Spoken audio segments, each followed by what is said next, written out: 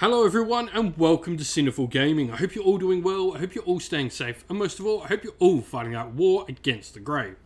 Today's video we talk start collecting Kings of War Ambush, a brand new, smaller sized game version of the Kings of War game.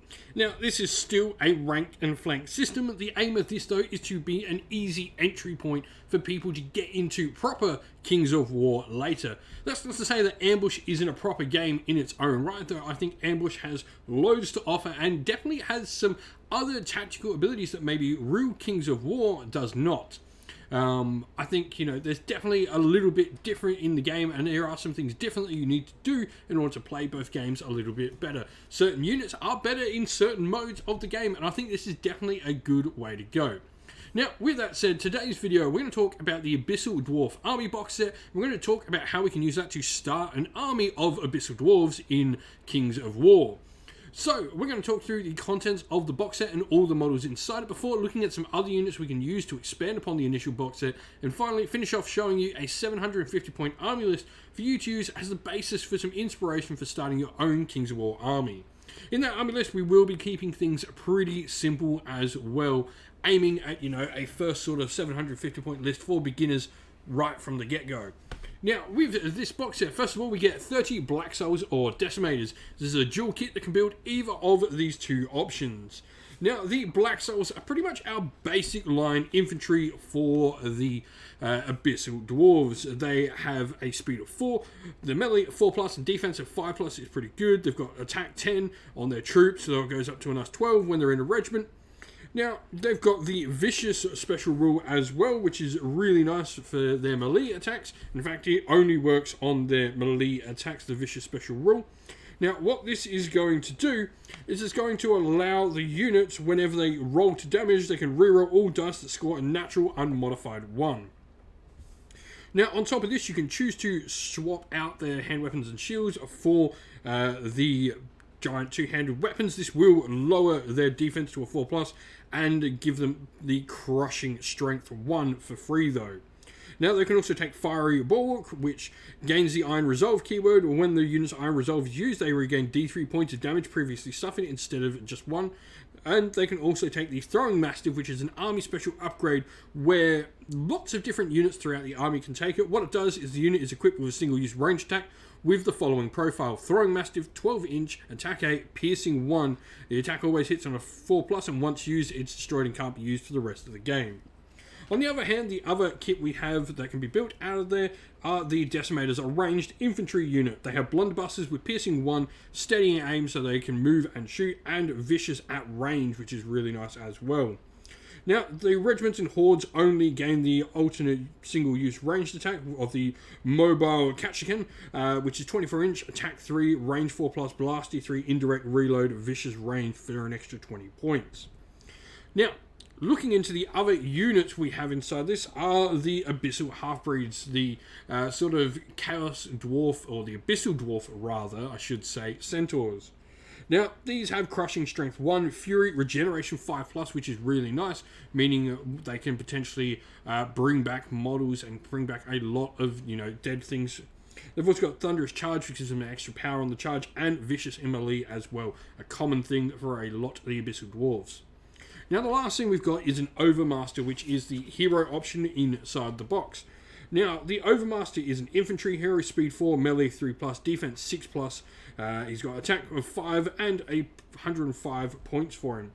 Crushing Strength 1, individual, inspiring, mighty, and vicious in melee, all really nice. But I really like his Infernal Advance ability, especially for the ambush game.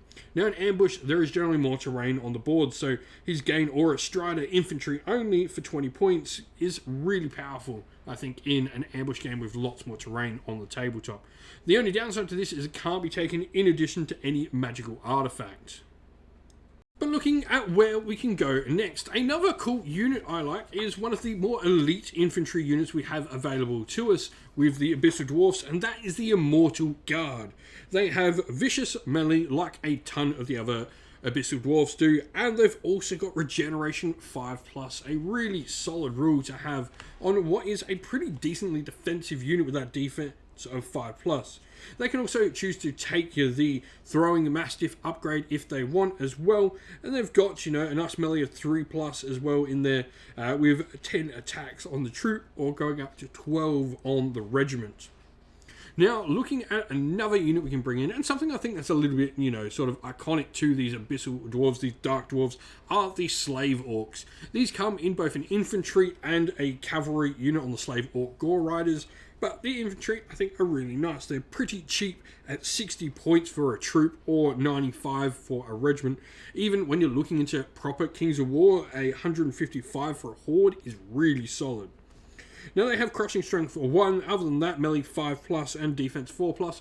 Nothing too shabby to write home about there, but, nothing great either. But they are going to get you a lot of models on the table for a pretty cheap cost.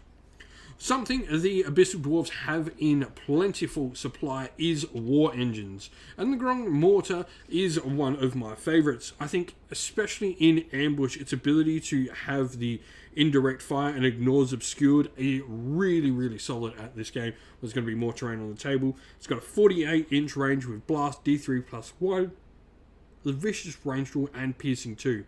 2 attacks with a range of 5+, defense 5+ as well for 95 points. I think it's an absolute steal in ambush. And lastly, we have the Giant Hellfang, which I think is just a spectacular model. If you're looking for a fantastic centerpiece for your Abyssal Dwarfs, the Hellfang is certainly it. With its speed of 6 melee, 3+, range 4+, and defense of 6+, it's pretty survivable there. 9 on its attack value as well. It's got the Aura of Brutal for Dwarfs only, a Crushing Strength 2, Rampage D6, Strider on itself, Thunderous Charge 2, Vicious. Masterwork Pistol is given an 18-inch range, attack 5, piercing 1, steady aim shot as well.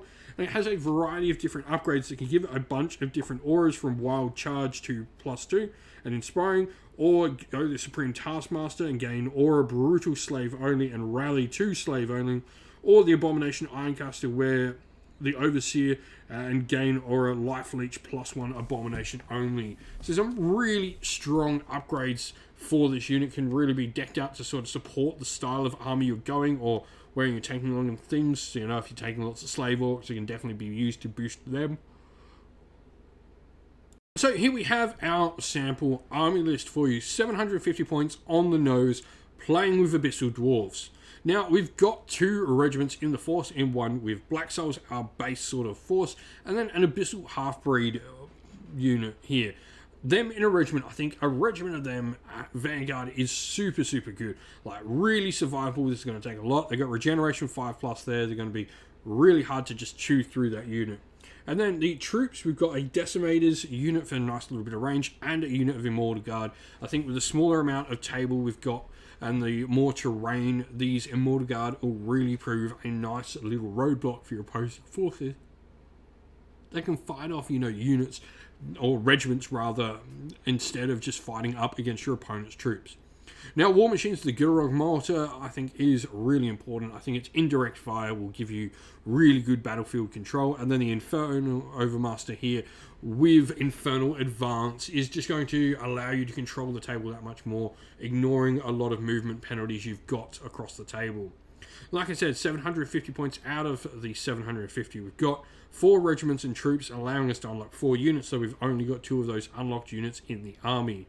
If you've been playing with Abyssal Dwarfs in Kings of War, let us know how you've been going and what you would do with the force to get started down in the comments below. And so that is the end of the video. We hope you all enjoyed it. If you did, please don't forget to leave a like and subscribe to the channel. If you haven't already, come and join our Discord and join in the conversation there. We chat all things wargaming and other things besides as well. If you'd like to do that, you can come join via the descriptions linked to the server. Now, also linked down in the video's description is the best ways to support the channel via Patreon or YouTube members, or indeed grabbing some merch from our merch stores on either Teespring or on Ko-fi. As a special thank you to everyone who does support the channel on Patreon and YouTube members, we'd like to give you all a shout out. So, thank you to our Patreons, Christian Weir, Soren, Kenny Lowe, Outer and Shot First, Andrew Bowen, Nathan Fee, The Rising 8, Q Dynamic, Anthony B, JJ Austrian, Average Wargamer, Domir, Mark Harvey, James Cater, Bloobs, Benjamin Swallows, Red Martin, Aaron DeHaven, and Kevin Bowman, and Iron Grinch.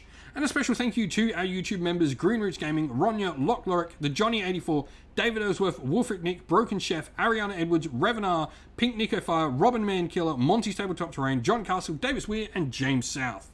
Lastly, a special thank you to Lady Witchfox Art, who does all the amazing artwork for the channel as well.